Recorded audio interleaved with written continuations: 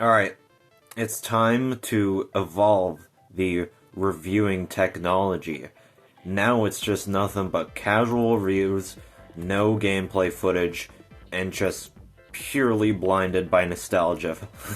Because that's exactly what this video is gonna be. It's literally just me discussing these three games because they were my first games I've ever owned. Um, when I was younger, I never had my own, particular console. I just used my dad's DS Lite to play these three titles. Um, I didn't get my own console until later on, which was the Nintendo 2DS with Mario Kart 7 pre-installed. But right here was basically the entire era of me before owning a 2DS. These were the three games I owned. All great games and all, but not really much variety, I guess, for some people's taste, but I don't really care. It's literally just nothing but Mario games. But I don't think there's anything wrong with that. I think I got a nice balance of everything here. Like, you got a normal 2D platformer with New Super Mario Brothers, you got a racing game with Mario Kart DS, and then you have a 3D game with Super Mario 64 DS. And this is the order that I got them too. My first ever game I owned was New Super Mario Brothers here, and honestly, as much as it's easy to dog on this game now, because there was lots and lots of New Super Mario Brothers games that came out later, like New Super Mario Bros. Wii, which brought it to the console, and then New Super Mario Bros. 2 and U were released so close together, and then it was like, oh, I'm not sure if New Super Mario Brothers is really good, so this isn't good anymore, because this game was actually considered to be really good at the time. It's going to be looked back on like Super Mario Bros. 3 and Super Mario World, and then people just immediately hated it as soon as New Super Mario Bros. 2 and U came out. And honestly, that sucks, because New Super Mario Bros. Is honestly, like, I know that I'm freaking blinded by nostalgia, but this is basically the greatest 2D Mario platformer. Or, yeah, 2D Mario platformer. I thought I said it backwards.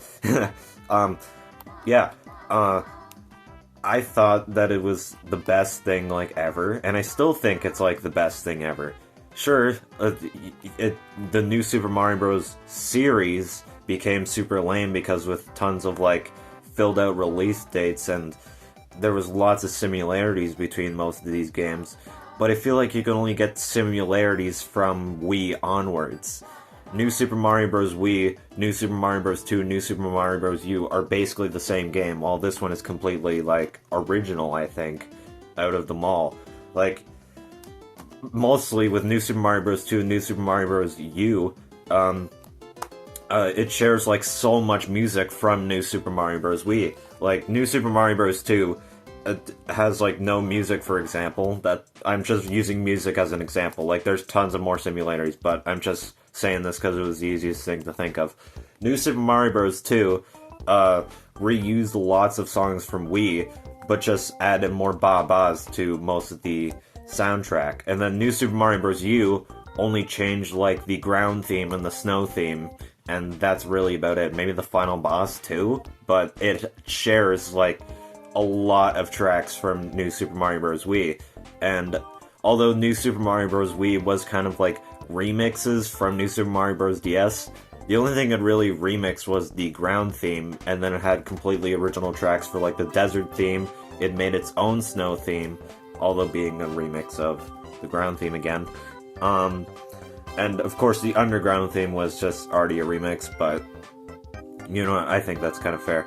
Super Mario Bros. 3 has the same underground theme as the original Mario, and I think that's kind of fair. It's just the ongoing underground theme is basically used in every 2D Mario platformer, so I figured underground theme would be fair. So yeah, there's an example why this New Super Mario Bros. Game should be looked upon, like, very fondly compared to the rest of the New Super Mario Bros. Series. And as well, it's actually, like, cool too. Like, you had the You had mini games, although being mostly used from Super Mario 64 DS here, but it kind of like takes out the filler from Super Mario 64 DS. Like, there was a lot of doubles of mini games that you unlocked over time, and as well, the mini games were unlocked from the start, which was really, really cool in my opinion. Like, it started my addiction to gambling, like, for real. Mostly Luigi gambling, of course. I still do Luigi gambling to this day. I'm trying to grind out, hit 1,000 coins in the Luigi gambling in this one. It's, I think it's going well. I think I'm on like 400 coins right now. Of course, I started this whole journey, I'm trying to get this like months ago, so maybe it's not going too well.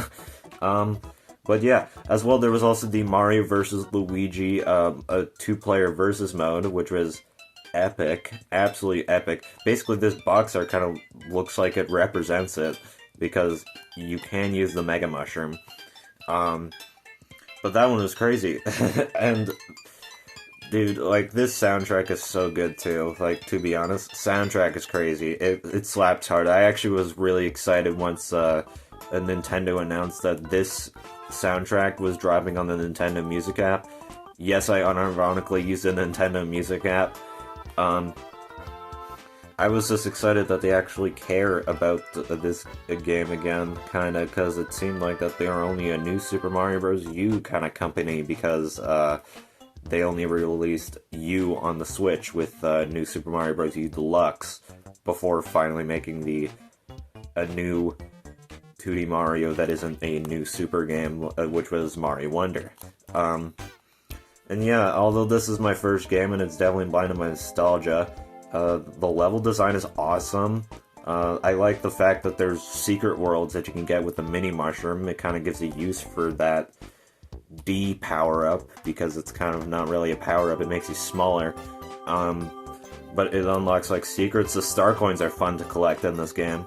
And they're really well hidden too, at least from what I can tell in this game. Like, they're actually fairly hidden. I feel like later New Super Mario Bros. Games use like invisible walls more often just to hide star coins, which I know that New Super Mario Bros. On the DS has a couple examples of that, but I don't think it was ever too bad. I think if anything there was like an invisible pipe in a tower level, but that it was kind of obvious because it was always able to be accessed, you know. You can tell. Yeah, you can also tell this is a casual review because I'm going to be coughing during it. So yeah, this is my first game that I ever owned, and I'm happy that it's this. It's just a really great 2D platformer, and the fact that it's a 2D platformer helped me ease into video games. And this is where my life went downhill, in owning nothing but Nintendo games. Actually, that's not a bad thing, I'm just kidding. But the second game I ever owned was Mario Kart DS. I got this for Christmas in one year. I don't remember the exact years for any of these, but I know for a fact these were my first games, that's all I can tell you. Of course, over time, the box art weirdly got beat up in this. Like, you can tell, like, look at those rips. Like, this was maybe it was used, but I know that it was fairly new at the least. Compared to, like, New Super Mario Brothers, there's, like, nothing particularly wrong with it. Like, I think it's still in very decent shape. Yeah, look at that. Maybe the manual, if anything, but I actually skimmed through the manual a couple times. While Mario Kart DS definitely suffered with more stuff. Maybe some, like, liquids went on it or something. But yeah, this is the second game I ever owned, which was also for the DS. Well, as you can tell from that intro of the video. And once again, blind to my nostalgia, Mario Kart DS is one of my favorite Mario Karts. Not my most favorite. That kind of is going towards 8 Deluxe. I never played a Mario Kart World yet, so maybe that'll change in the future.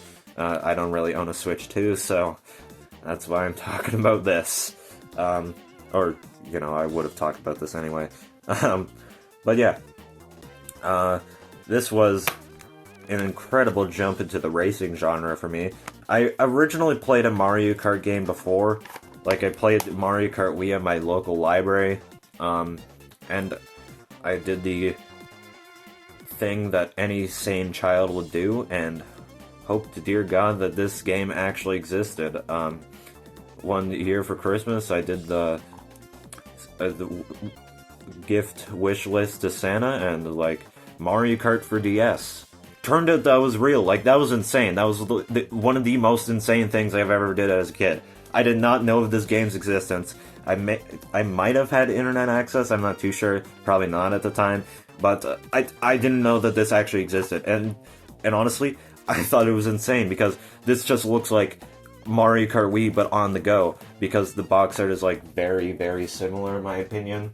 Like, let me just pull it out right now. Yeah, look at that. It's very similar. Like, they both have white backgrounds, basic white backgrounns. They have a very similar logo in a way, kinda. It started using the modern design because the previous game, Mario Kart Double Dash, had the old Mario Kart logo here, and then it started with DS to have the more modern design. So, the fact that this game actually existed was crazy in my child brain. Like, I did not expect for this game to actually exist, and it was actually really good. Mario Kart DS, although a very simple Mario Kart, like, I think there's nothing particularly special about it, in my opinion, but I think it's just a really good basic Mario Kart, and it still introduced lots to the series, regardless of it being very basic without, like, a major gimmick. Like, previously with Double Dash, it was, like, insane 2 players in 1 cart. DS was kind of like a downgrade in a way, kind of going back to the previous Mario Karts from beforehand, like the original Mario Kart just being Mario Kart 64 just being the first 3D Mario Kart, well, you know, not fake 3D this time. And then Mario Kart Super Circuit was the first one handheld. This was basically Mario Kart DS is basically just the Mario Kart 64 for handhelds instead of the consoles, being an upgrade from the fake 3D stuff to the real 3D stuff. And honestly, as much as it's considered basic, because I find Mario Kart 64 to be very basic, because it's basically just, oh, it's Super Mario Kart, but now in 3D. And that's what DS is basically Super Circuit, but in 3D. And if you really think about it, it kind of has some similarities too. Super Circuit actually remade or ported all the tracks from the original Super Mario Kart, and Mario Kart DS here actually introduced retro tracks, which I guess you can say, but Super Circuit truly started it because it basically ported Super Mario Kart, and that's considered a retro track, but I consider that more of like a bonus game thing. Mario Kart DS has like an entire like selection of previous courses across the series. Like you got 4 Super Nintendo tracks, 4 64 tracks, 4 Super Circuit tracks, and 4 Double Dash tracks. And although the selection was very like in the retro tracks thing, it was like a great introduction because from DS onwards, there's like there's retro tracks being remade. Like they're practically ported over from the original. 7, they're practically ported over, but most of the songs got like a remaster, which was really cool. 8 remade them from the ground up and basically made them fit in with the game. And then World, it seems like that they're just not even mentioning the fact that they are retro tracks, but they really are retro tracks. At least from what I can tell from the trailers I've seen, it seems like that they're just hiding laziness. But yeah, Mario Kart DS is incredible. It not only introduced retro tracks, but it also introduced the mission mode, and it was basically the only game, I think, to have mission mode. Maybe I think Mario Kart Wii had it, but while the servers were up, but I know DS actually had a proper mission mode that saved in the cartridge. But yeah, the battle mode was really good too. This was the last battle mode to actually be good, because from Wii onwards it was nothing but on a timer. Thankfully with 7 onwards it reverted back to you can have one of everyone against each other instead of just teams like Wii. But yeah, DS, although very basic, it's incredible. Like, look at that. You can't get better than this. But the tracks are really good too. Like, honestly, I'd say DS had like some of the best tracks in the series. Like, I know you can say the same thing about Wii, But that's really all Wii's got for me, in my opinion. Other than that, I find Wii to be a very overrated kind of game. It's literally just nothing but rubber banding CPUs if you're not an online guy. And if you are an online guy, then you're gonna get your ass kicked by frickin' Funky Kong on Flame Runner. And that's really all Mario Kart Wii is. Good tracks. And that's basically what Mario Kart DS is, but without Funky Kong on Flame Runner kicking your butt. And it actually had a mission mode that was saved in the game, and not lost online. And although I never played the online on here, I'm guessing it would have been pretty good. Plus, as well, like, I loved the fact that you can do download play on this, and I completely forgot to mention that New Super Mario Bros. Has it too, but I did mention Mario vs. Luigi, which, thank God I didn't forget. But yeah, Mario Kart DS, although that was a horrible review on Mario Kart DS, explaining more of my bad opinions on the rest of the series, I just have nothing to really say about it other than that it's like an incredible moment in Mario Kart history, basically introducing lots of the series that people take for granted now. But yeah, the final game that I'm going to be featuring in this video is Super Mario 64 DS. I think I just got this on the random, like, school day, like, just after, like, when I got home, and it was like, you have Super Mario 64 DS now as, like, a gift. I'm assuming this was a used copy, though, because I don't think that they were really selling new copies of Mario 64 DS around, I don't know, like 2014 or something, maybe 2013, 2012, I don't know. Maybe it's still dead, but this game was made in like 2004, so probably not. And yeah, this has a little bit of damage here, and I don't really have the actual manual. I instead just shoved in the health and safety precautions booklet I got from another game just to say it's filling in the space. I do that sometimes, I'm pretty weird. But Super Mario 64 DS was my entry into 3D platformers, and you know what? As much as people don't really like the controls in this game, I think it was a good introduction. Like, Super Mario 64 is still Super Mario 64 at the end of the day. Of course, the original game has the better controls, and I'm not gonna lie, I agree with that, because, you know, it's better to control with a joystick. But I think, although the DS only had the D-pad, I think they really implemented a 3D very well in this game. Like, and the camera controls weren't really that confusing either, like something like Metroid Prime Hunters. It's still, although that was very basic, like it was literally just a left and right button on the touchscreen, and that's still a little bit annoying. I think the camera angles were honestly, like, not that bad, and it didn't really make it unplayable. So, yeah, I think this is a really fantastic version of Mario 64 DS, or not Mario 64 DS, a very fantastic version of Mario 64. In some cases, I consider this a definitive version. I'm kind of weird like that, considering, like, a very clearly worse version of like a good game, just being wrecked by something like controls or screen crunch, like the Mario Advance series. And I like the Mario Advance series, and I think those are the definitive versions, even if they had, like, bad screen crunch.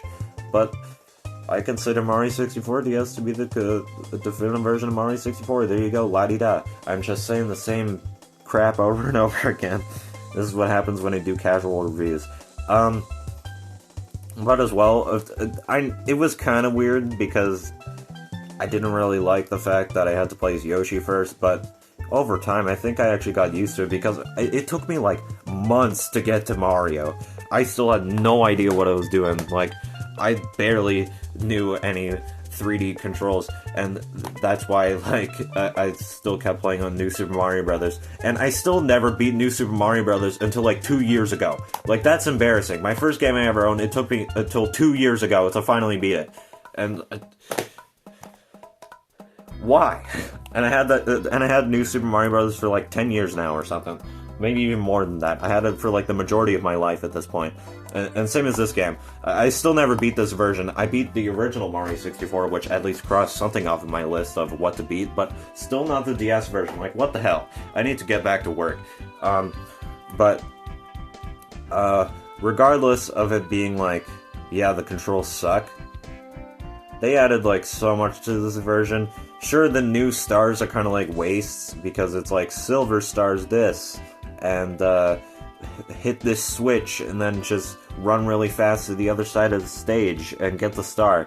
And some of the extra stars were just like the made for the 4-player versus mode. And honestly, I never found the 4-player versus mode to be that bad. It's actually pretty good. And as well, it has the mini games as well, which once again, Luigi gambling. And that's incredible. And there's lots more, because there's actually lots and lots of more casino minigames in this one compared to New Super Mario Brothers. Like, I'm pretty sure in Mario 64 DS here, there's actually a slot machine one, while New Super Mario Brothers here never actually got it. Maybe in the 4-player exclusive mode, because I know for some reason that there's exclusive minigames in the 4-player. And there's some games that you just cannot play with 4 players. Like, I always found this strange, that you cannot play Trampoline Time 4-player. But maybe it has the same problem in this game. I never actually did. I don't think there's even 4 players for minigames. I think that was only a New Super Mario Bros. Feature, unless, well, we can see right here. A battle up to 3 friends in wireless versus mode. Okay, no, you can only do stars. So, one up with New Super Mario Brothers is that the multiplayer actually had mini games, and Mario 64 never let you play mini games with 4 players, or even 2. So there you go. There's your fact of the day. I never actually knew that. I learned something new every day, and it's actually not really that useful. Like, who even cares? I don't think anyone actually does play these games much anymore. They all care about whatever that new Pokemon Zaza game is. But yeah, there we go. Those were my first games that I ever owned. I think that I got a really successful first 3 games. And I'm sure I'll probably talk about more of my childhood collection in the future, but I just wanted to talk about these 3 first, because I just find them to be a little underrated. Like, there's so much hate on New Super Mario Brothers. Mario Kart DS is just being overshadowed by Wii, and Super Mario 64 DS, everyone hates it because of controls, and that's it. They never even played Mario 64 DS. Like, how do they even know? But yeah, there you go. There's the video. Bye.